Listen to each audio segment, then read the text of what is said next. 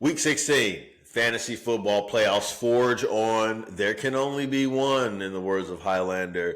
Things are rounding into form, so let's bring it home. If you are out of your league playoffs already, hit up the DFS train. No better time for you to feel out the daily fantasy football landscape. Thursday night ball, Broncos 27 at Chargers 34. So this one turned out to be a pretty exciting one with the Broncos coming out early, looking great, and then ultimately unable to hold on for the victory. Tale of two halves, really. Denver could have punched their ticket to the playoffs, but instead, it's the Chargers by way of the season series sweep over the Broncos. Broncos can still get in with just one more win, but the rest of the season schedule pretty dang tough. On to Saturday ball. Texans at the Chiefs. 41.5 sounds about right, Vegas. This one figures to be a defensive struggle, especially with Pat Mahomes nursing that ankle sprain. I think there's a lot at stake here for, I guess the NFL. They're invested. They have an interest in him playing this week for the Saturday game and also for the Christmas Day game. He knows this. Guy is a warrior. He's going to do what he needs to do to be out there. It's a tough matchup with the Houston Texans being pretty stingy against the pass and the run, though. Pacheco will get a healthy dose of ball, and the Chiefs will pepper in Hunt a few times as well. This is a Travis Kelce game, more so than a Nuke Hopkins. I think Mahomes will be looking for Kelce considering this matchup. Tight end is one of the softer spots of coverage for this defense. The Chiefs defense will come to play. I'm not high on any Houston receivers or Mixon for that matter, instead expecting modest production from this unit. Maybe Tank Dell can hit pay dirt. Ultimately, this just feels like a gritty KC home victory. They've got to keep playing. The Bills are essentially still a threat to steal home field advantage from the Chiefs, at least for another week or so. Houston already has the division locked up and can't really move up the rankings substantially at this point. Chiefs win a close one at home. Second Saturday game, Steelers at the Ravens. Just a nice mini slate on Saturday for the NFL here. We'll end it with the Steelers traveling to Baltimore. Now, I do think the Ravens will win this one, but they cannot overtake the Steelers for the division, even if they do win. What they can do is further cement their playoff standings. They need just one more win to ensure a wild card spot. Steelers would love to play spoiler, right? Freiermuth is in a decent spot, and so is Calvin Austin. They are playable for sure. Russ is also a nice play. Baltimore is much tougher on the run than they are on the pass. For Baltimore, it's the Lamar Jackson show. The Steelers play the run well, and the path to victory will include the ground game in Henry, but I don't think the offense runs through anybody but Lamar on this particular game. The passing environment is friendly, but the Ravens are banged up at receiver, and they've also just released Deontay Johnson. Both of their tight ends are in play for sure in this one, likely in Andrews. Ravens find a way to win this one at home. Birds on to Sunday. Lions at the Bears. Detroit, they don't have the luxury of coasting. They've got games left with Minnesota and Green Bay after this week. There's still much to be decided as far as that NFC Central Division goes. They need this win this week, and the Bears would love to play spoiler also. Lions mission guys on both sides of the ball, and they are on the road in what will be a tough environment as the weather goes. Don't take the Bears lightly here, y'all. First and foremost, Gibbs. Especially with Demont out the rest of the season. This is the best run game in the league, and we now know which guy for sure gets the majority of the touches, it seems. The Bears are so soft against the run, too, and this just makes a ton of sense if it's cold or inclement weather in Chicago. The passing game will accent the run this week, and I like the ancillary pieces more than St. Brown this week for Detroit. I wouldn't play them for DFS, but yeah, Jameis Williams, and Tim Patrick, those guys. Meanwhile, I expect Caleb to throw it, especially with injuries to this Detroit secondary. Throw it. The Lions are going to be tougher up front versus the run anyway. Caleb can spread it around this week a little bit. Gun to my head, I'll take DJ Moore to lead the receivers, but these options of him and Allen and Odunze do not have much separating the three of them. I'll fade Swift for DFS and play him out of necessity only in seasonal. Lions keep it rolling on the road, but Bears will play hard not to let them pull off the season sweep. Remember, Bears played the Lions tough both games last year and won one of them. Rams at the Jets.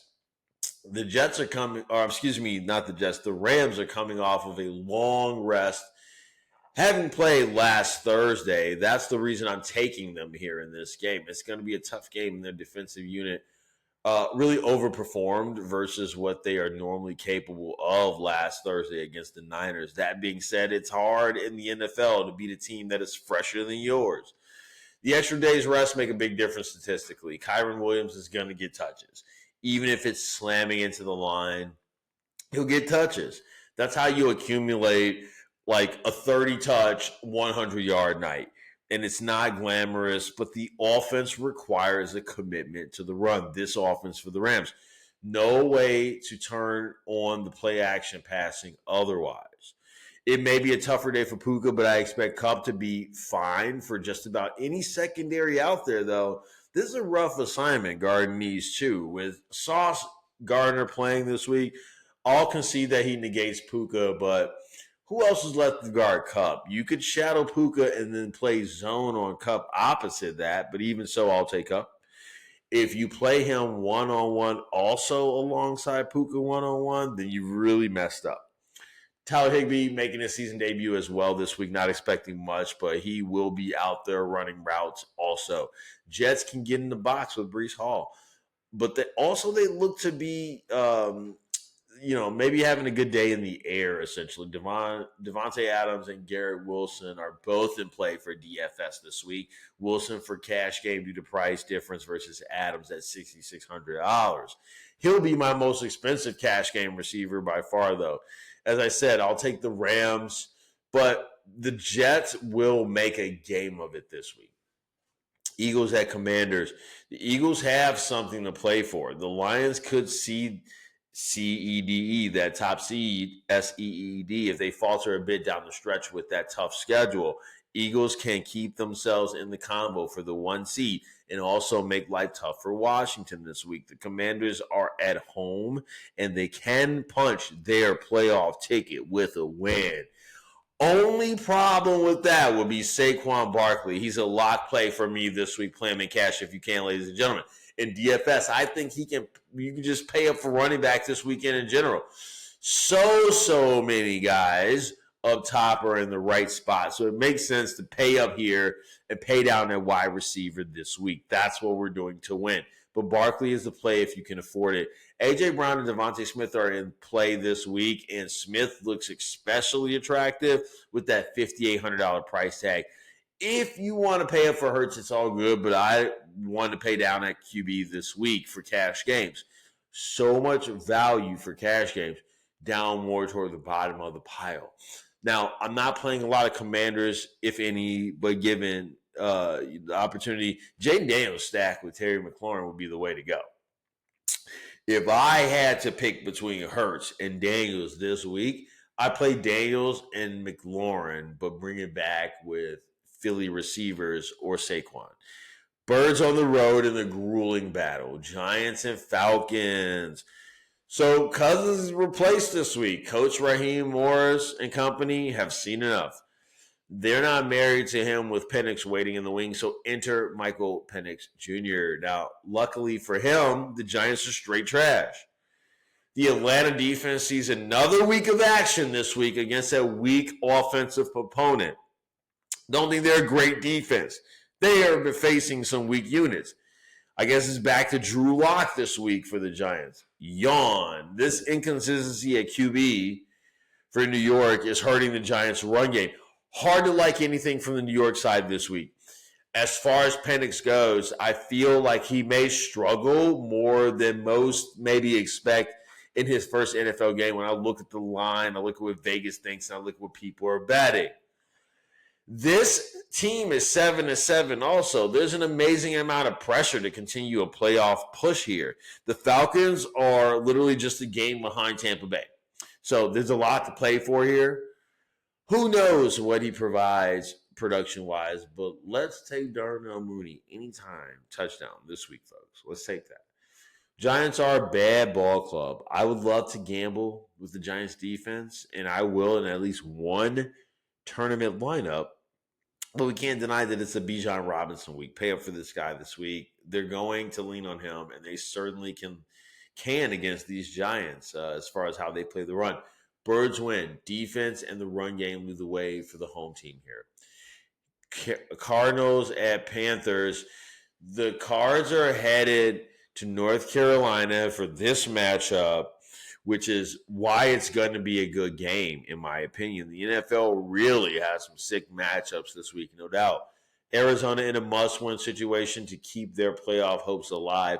Connor is a cash game lock for me this week, paying up at $7,100 because the matchup is very juicy in this all-important game for the Cards. Kyler is fine for seasonal, along with Connor McBride at tight end is a fine play for me this week. He's a GPP play due to being priced at $6,200, Connor McBride. But if you can fit it in there, brother, fit it in there. Get it in there. I'm bringing this back with Thielen all day. He's a cash play as well in a contest I expect the Panthers to be competing in. Bryce Young is a definite GPP play for me this week, stacking him with Thielen, and that one makes sense.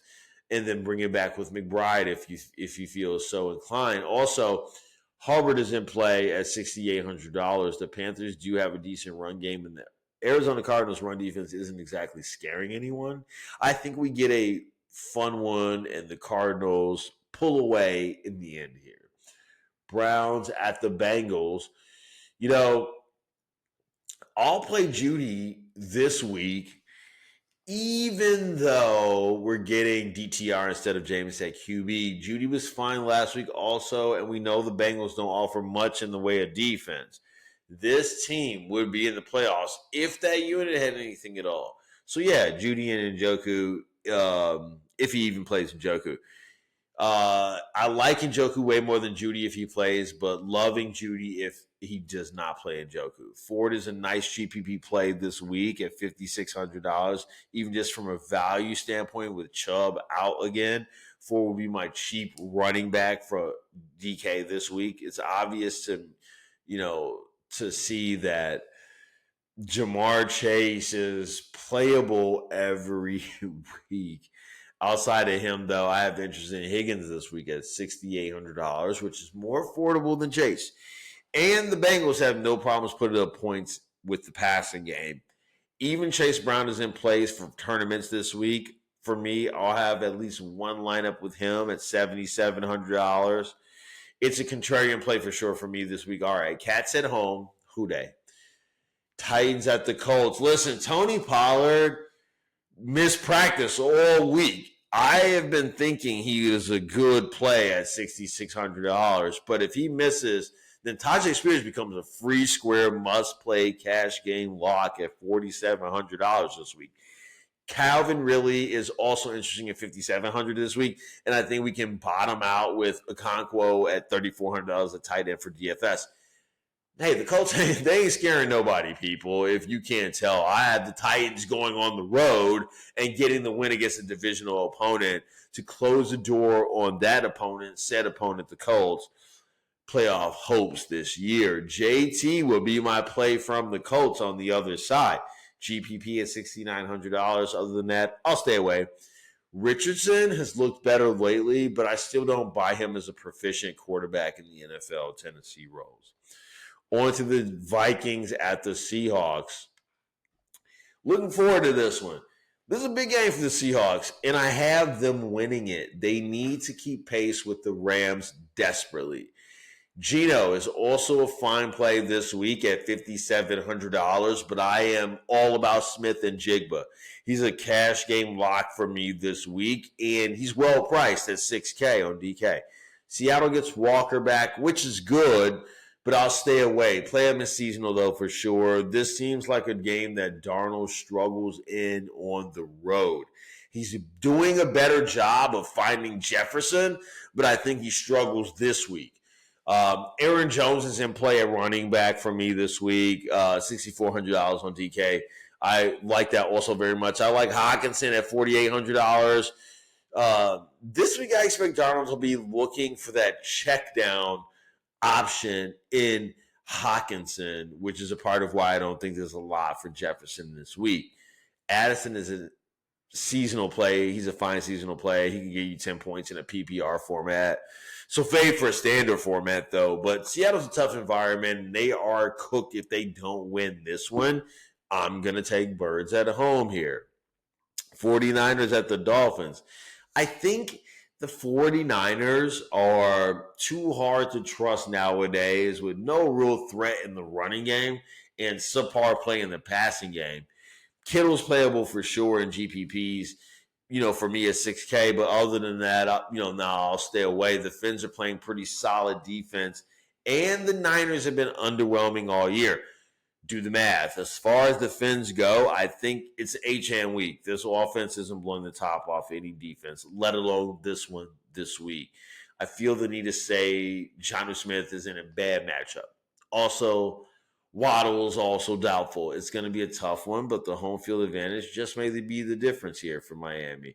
At $2,900 on DK, I'll have a ton of exposure to the Miami defense this week. Their playoff hopes are dying on the respirator, but they do win this week. Fins up. Patriots at the Bills. The Bills are chasing the Chiefs for the number one seed in the AFC, at least for one more week. They have reason to play the starters until it's out of hand, should it even get there. There is also snow in the Buffalo area. I have to say, I would love to play Drake May in cash and pair him with Demario Douglas this week, but because of the threat of weather, I can only make these tournament plays.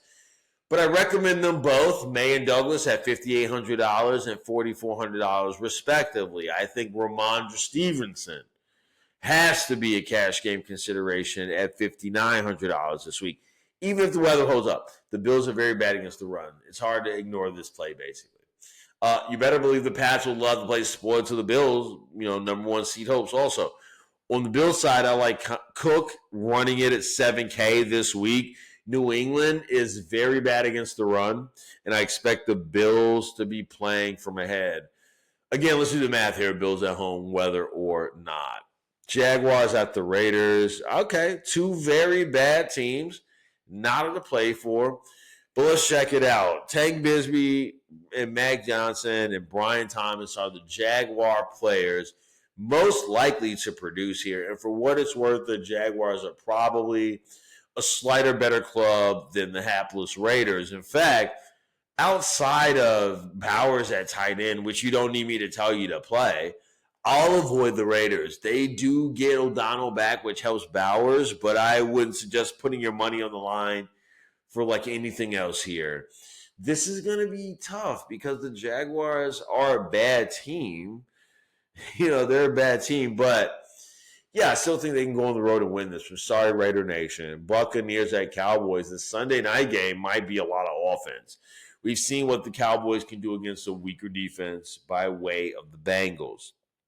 Now, CeeDee Lamb definitely in play here. And Ferguson at tight end also to a lesser extent. The Dallas run game is pedestrian at best. On the other side, on the Bucs side, Baker is definitely in play along with Mike Evans. Evans is my favorite play of the game, but the run game will also be there for Tampa Bay. So I do like White or Irving. They're both playing. The Buccaneers put up some offense on the road, and I think they get the victory here.